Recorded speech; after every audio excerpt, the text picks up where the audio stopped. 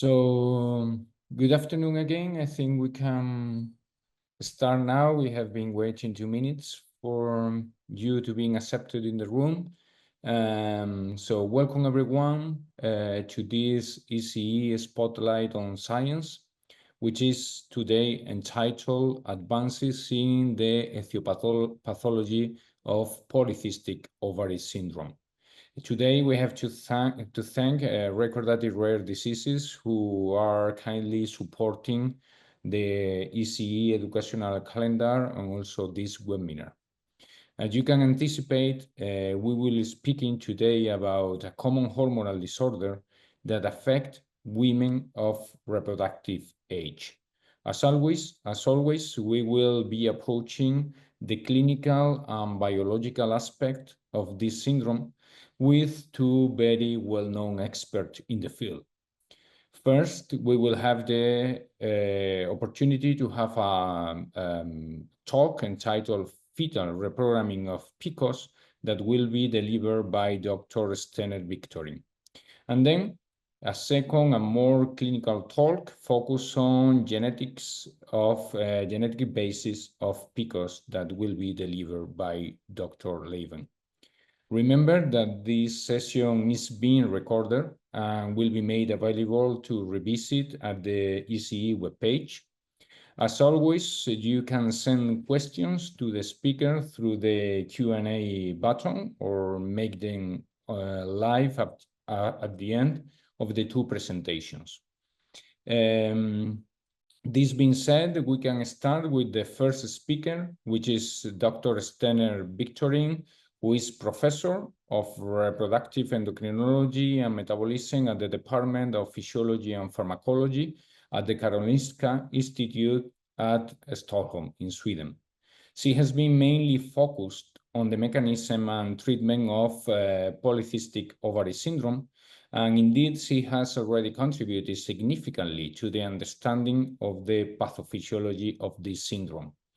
Showing, for example, how maternal androgens excess affect the growing of the fetus and the health of the offspring, or demonstrating the transgenerational transmission of reproductive and metabolic disorders. Her team is also interested in deciphering molecular mechanism in key target organs, including endometrium, adipose tissue, or skeletal muscle of women with this syndrome at single level in order to define which are the cellular composition and the cell type specific disease signatures. She has published more than 220 papers and she has received internationally recognized scientific awards. And today we have the pleasure to have her here to talk about fetal reprogramming in PCOS. So if you are ready, Dr. Many thanks, Manuel, for that kind introduction. Now I will just share my slides. I hope you can see my slides now. We can see them, yeah. Perfect, thank you. And thank you for inviting me and you, Laven, to talk about PCOS, my favorite theme. And you can see that I have QR codes on many of my slides, so feel free if you want to capture what is on the content on each slide. So that's for you. So before I get started, a short introduction about polycystic ovary syndrome. It affects about 1 in 8 women worldwide. We know that it is common and also associated with that 50% develop type 2 diabetes before the age of 40, and they have a 5-fold increased risk for endometrial cancer. 80% develop depression and anxiety disorders, and they also had cardiovascular disease. And despite this, many are undiagnosed and thereby poorly treated. One reason for this may be that we don't really know the etiology and the pathophysiology of the syndrome. But there are certain things that we actually do know. We know that women with PCOS, they have a high GnRH pulse frequency, stimulating the LH, so we have a high LH pulse frequency, which stimulates the theca cells to produce excessive amount of testosterone. Testosterone inhibits the follicular growth, so we have an accumulation of many small antral follicles. These small antral follicles, the granulosa cells, produce excessive amount of anti-Müllerian hormone. So these women also have high AMH. AMH inhibits conversion of testosterone to estradiol. So they have rather normal or slightly lower estrogen levels. Moreover, testosterone stimulates the pancreatic beta cells, so they have also hyperinsulinemia, which suppress the SHBG production from the liver, further contributing to more free circulating testosterone and an impaired feedback regulation. And of course, also we have the adrenal gland, which might also contribute to their hyperandrogenism. Altogether, this, is linked to the androgen excess, high AMH, and also high insulin, contribute to their reproductive dysfunction, like subfertility, implantation problem, miscarriage, gestational diabetes and endometrial cancer, and also the metabolic disorders, as I already mentioned, and the psychiatric disorder, not only anxiety and depression, but also autism spectrum disorders. Despite that it is so common, we don't really know how it's inherited. We know that it is a highly heritable complex trait with many identified common SNPs and rare variants, which Jupp will talk much more about. However, genetic cannot explain the inheritance completely. We believe that there is an interaction between genetics and epigenetics and environmental factors.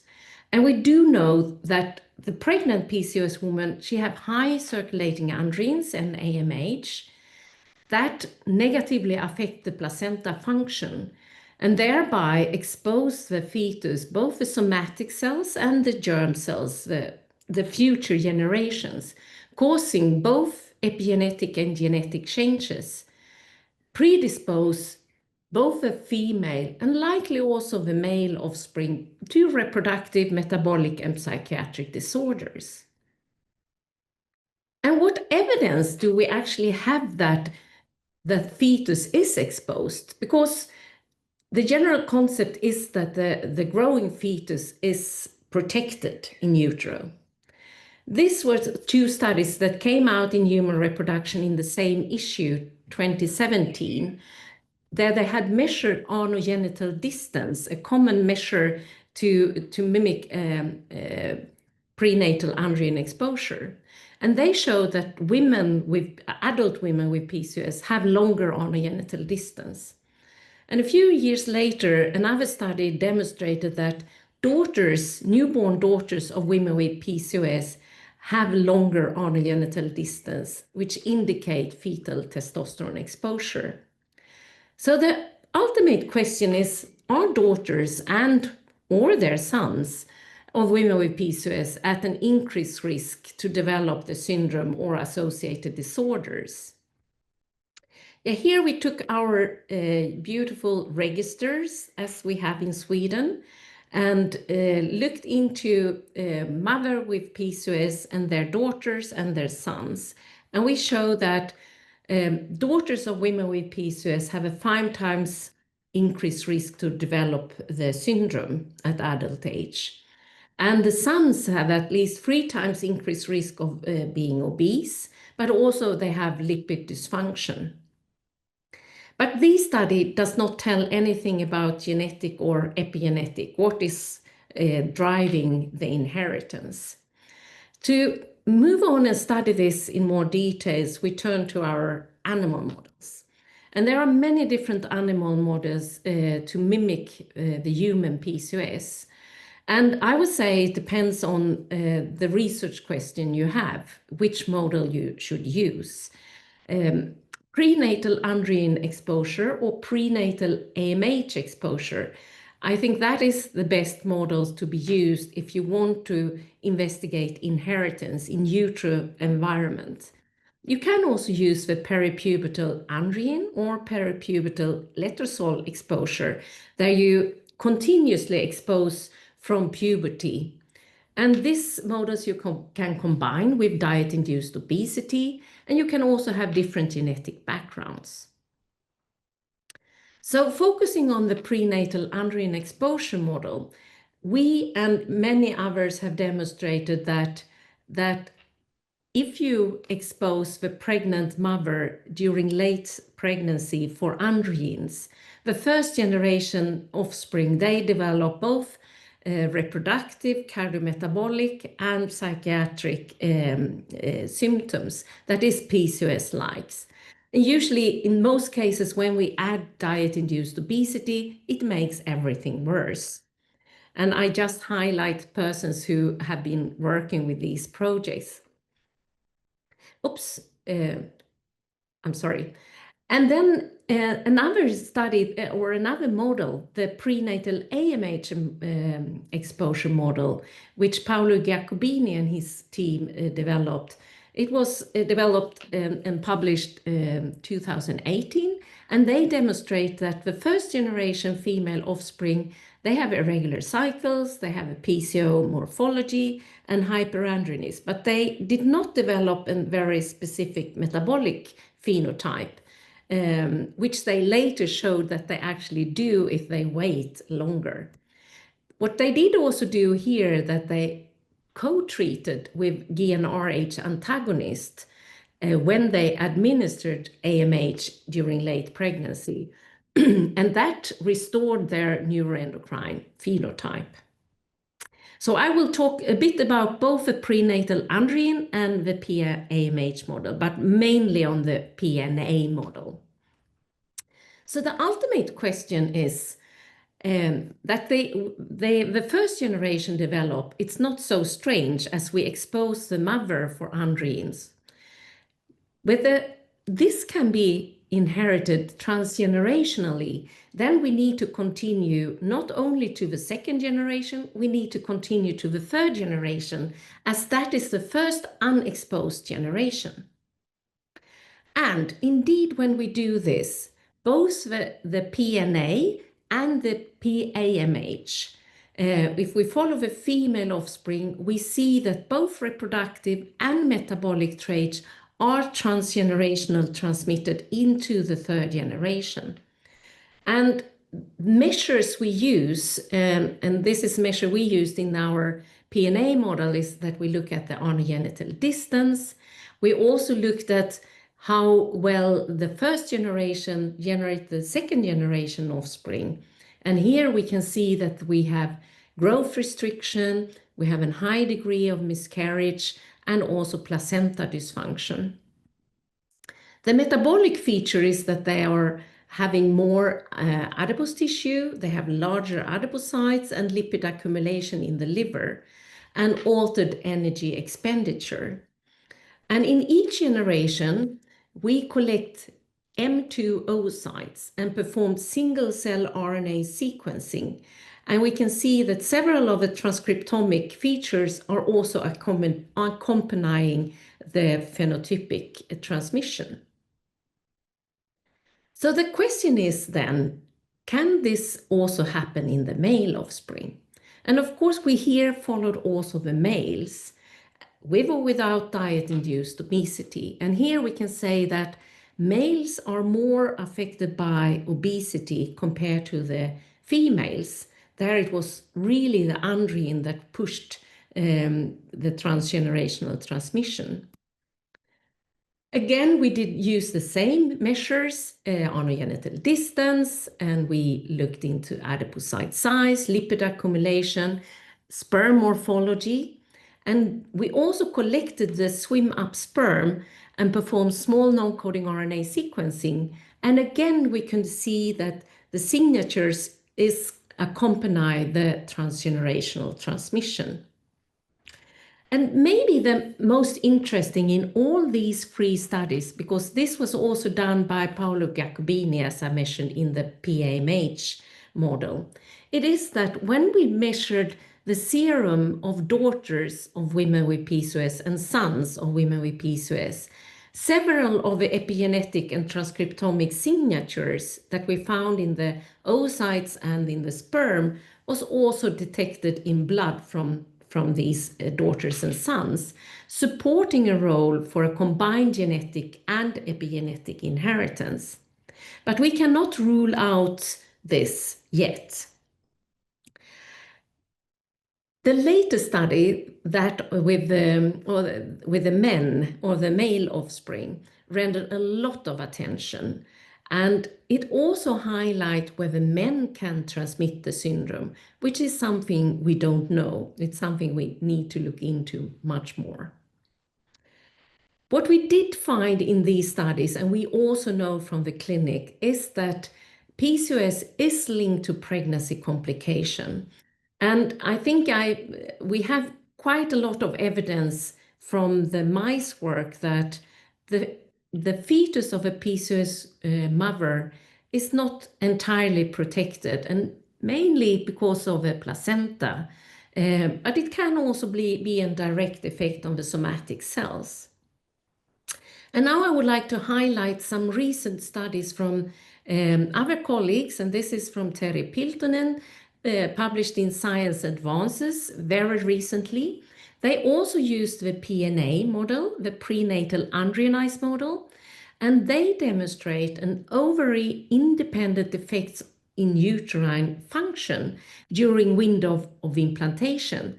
And they also show that high-fat diet make everything worse, and it negatively affects the placenta function, causing an inflammatory profile with many genes that were upregulated linked to inflammation.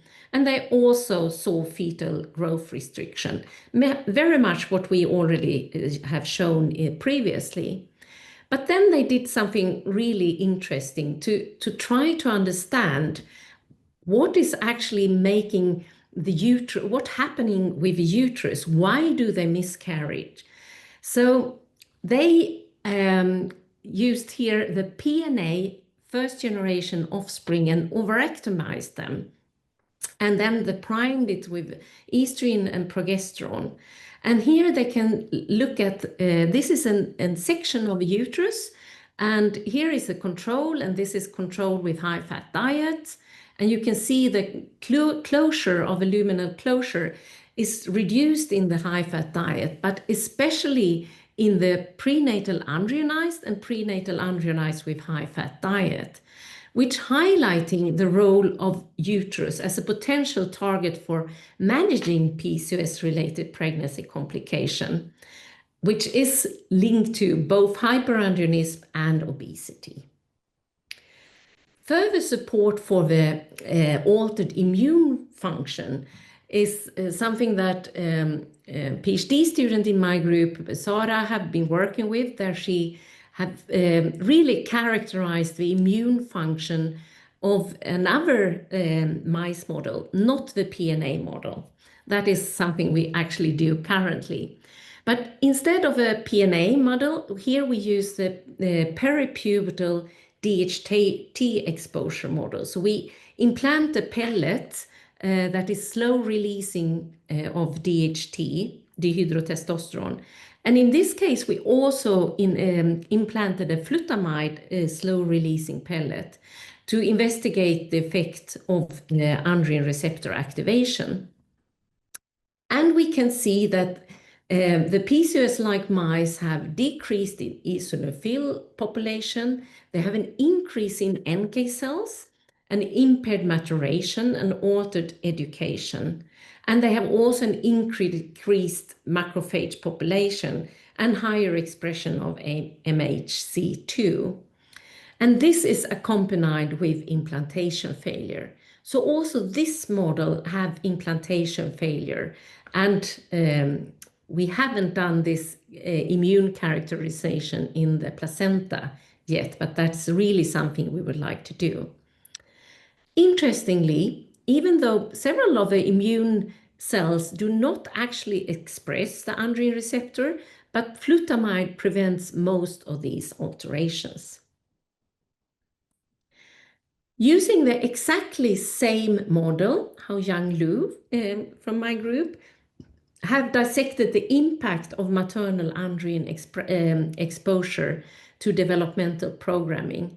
And again, here we mate the mice, and then we follow the fetus development, and we collect them at embryonic day 10.5 and 13.5. And we see a dramatic growth restriction and miscarriage, and also a diminished labyrinth zone in the placenta. And when we did molecular profiling here, the transcriptomics is linked to trophoblast differentiation, lipid metabolism, and hormone production, and also DNA methylation embryo is linked to embryo development.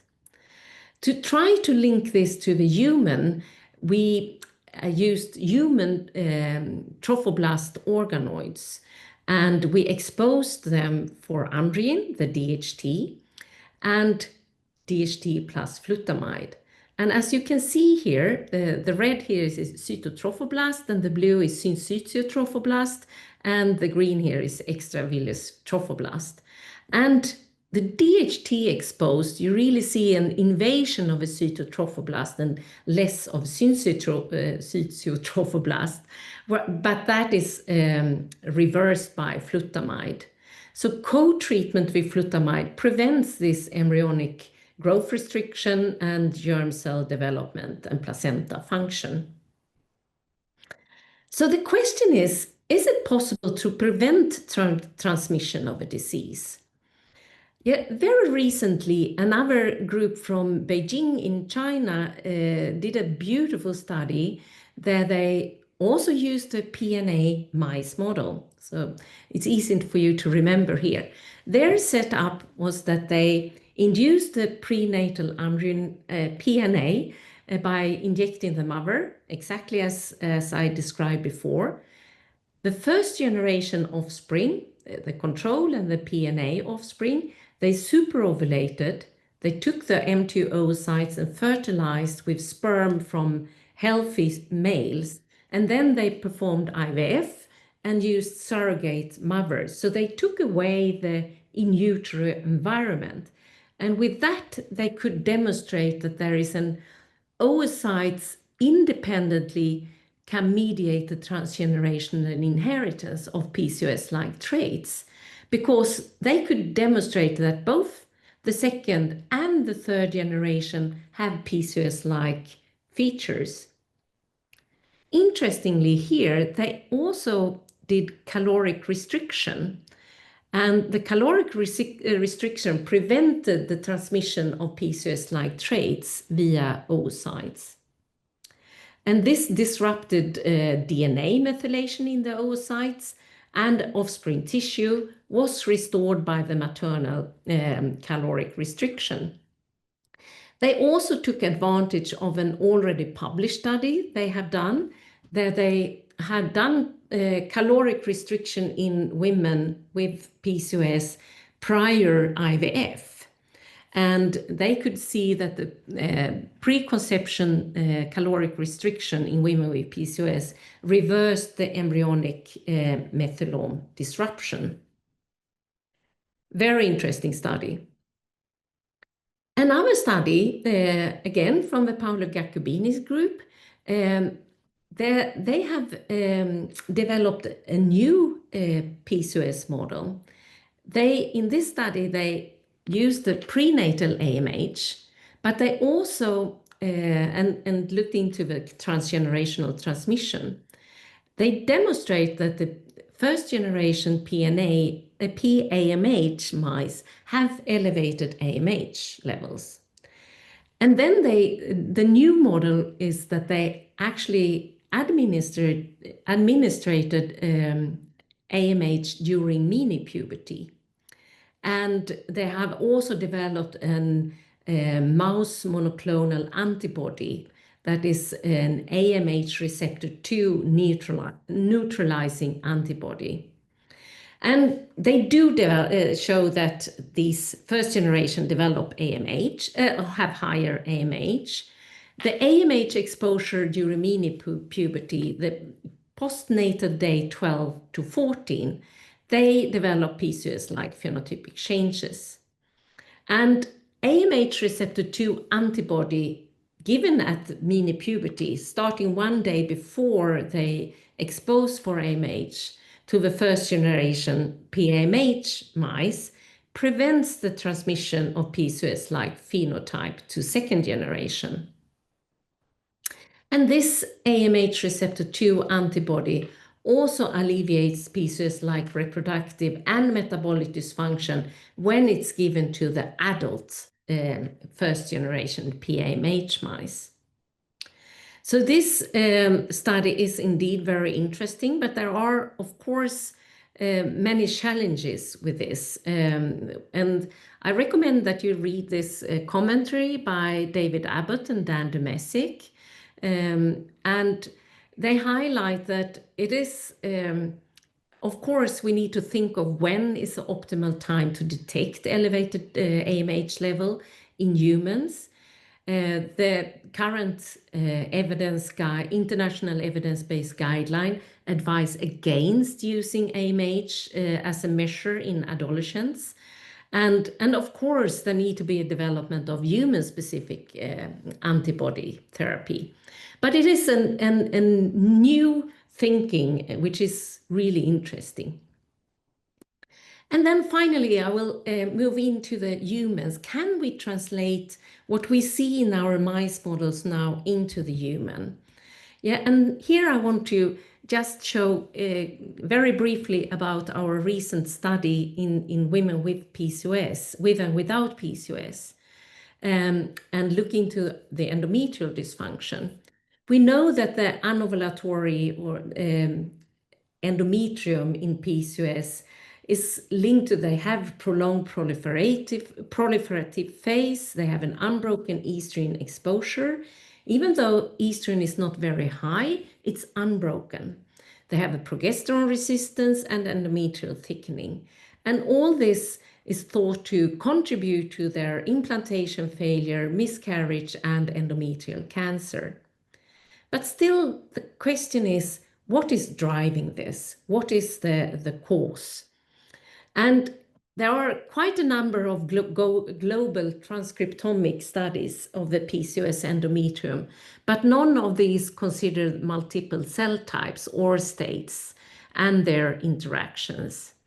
And just to briefly show you, when we do bulk RNA sequencing, we take the whole tissue, and what we get out is the average gene expression from all cell types. And we do not know anything about the cellular heterogeneity, what is driving this. So the newer methodology that has been out now for several years is a single cell RNA sequencing, that we can look at each specific cell type, and they can even be developed into subpopulation. So we can see of the cellular heterogeneity and cell type specific disease signatures. And this is what we do in actually an ongoing study that we call PIA2. And in this study, we recruit both controls and women with PCOS. And women with PCOS are randomized to receive lifestyle management. All groups receive lifestyle management, but one group also receive metformin, another receive electrical stimulation, and one group only lifestyle. We do very detailed phenotyping, both reproductive and metabolic. And at baseline and after 16 weeks, we also collect tissue.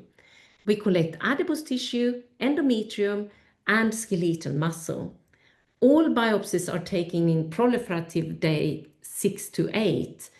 And when we collect the samples, we snap freeze so we can do our single nuclear RNA sequencing, but we also establish in vitro culture models so we can study more the mechanism of identified targets by the single nuclear RNA sequencing, and also to measure the secretome from these cell culture.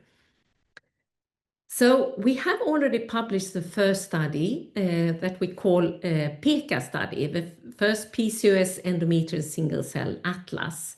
The main driver is Gustav and Chongru Lee. And here we have done nuclei extraction from 5 controls and 12 PCOS and 7 metformin and 3 lifestyle. We do the single nuclei suspension, but we have also done spatial transcriptomic, and we get RNA sequencing, and a lot of bioinformatic analysis have been done.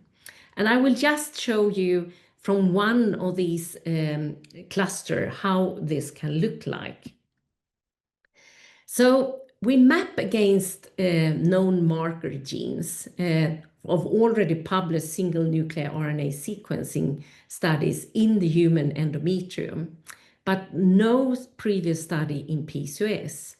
In total, we sequenced almost 250,000 of cells, and these were mapped into 7 main clusters: epithelium, stroma, uterus smooth muscle cells, myeloid, lymphoid, endothelial, and lymphatic cells.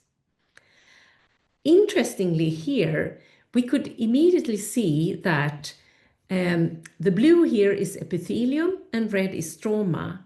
And women with PCOS, despite the fact that we collect the samples in the same cycle phase, have significantly more epithelial cells compared to the controls and less stroma cells. If we then take only the epithelial cells, throw up in there, and then map them again, we can identify 6 subclusters that is characteristic for the PCOS endometrium. And these subclusters are well known, all of them except the androgen receptor positive subcluster that we found in our PCOS endometrium, or in all our endometrium. And this figure is from the spatial transcriptomic. There we can see how these cells are located. We look into differently expressed genes in the epithelial subclusters, and here you can see the number of differently expressed genes in each subcluster. And I think you can see that the SOX9 positive and LGR5 positive, there we have many differently expressed genes. And also in the androgen receptor positive and in the SOX9 cycling. And the genes, they are related to angiogenesis and dysfunctional proliferation, endometrial cancer and endometrial development. You see several genes are linked to cancer, and PIPE is also linked to recurrent pregnancy loss. So the question is then, we take all these genes to get into gene ontology and analysis. And many of these gene ontology enriched pathways, they are linked to cell adhesion, integrin-mediated pathway, and collagen metabolic processes. And this is actually something we see in most of our different subtypes. Interestingly here, it's only 2 of a subpopulation that respond to metformin. It is the SOX9 LGR5 positive and the androgen receptor positive. And it is these pathways, including integrin and collagen and extracellular matrix. I will not have time to go through because my time is out now. So I just scroll through here. We look in the stroma and immune cells. We look at the cell interaction, and you can look at cell-to-cell and ligand receptor interaction among the different subpopulations. And we also took the advantage of already published JIVA study and integrated our single nuclear RNA sequencing data, and were enabled to identify cell types that are under genetic control. And I would say especially the stroma cells, but also the ciliated cells, epithelial cells in PCOS JIVA's genes. And finally, we also correlated average expression of DEGs with clinical feature, and several of the clinical feature, the androstenedione and HOMA-ER, are correlated with the disease markers. And with this, PCOS endometrium is severely affected, and maybe the most important is here that we actually can reverse by both metformin and lifestyle modification. And we also identify new therapeutic targets, such as integrins, which is something that we really need to look into more. But it also highlights that metformin and lifestyle can modulate the cell type specific endometrial dysfunction. And this is now my final slides. And this is a very old study from 2012 by Laure Morin-Poppanen and Juha Tappanen, and they demonstrate that metformin plus standard infertility treatment increased the chance of pregnancy 1.6 times, especially in women with PCOS and obesity. So that metformin might be a treatment that we should not ignore also when we look into the endometrial function. And this study or is a review that I wrote also together with Joop, highlighting the knowledge gap. And finally, I want to thank my group and my collaborator, and especially Shaolin Deng for the fetal growth restriction studies, and Angelica and Terry and Nair very much for the clinical part. So with that, I would say thank you. So thank you for this really interesting presentation. We will have time later for questions and time to discuss the results or your presentation. So please remember that you can start sending some questions to the speakers through the Q&A button.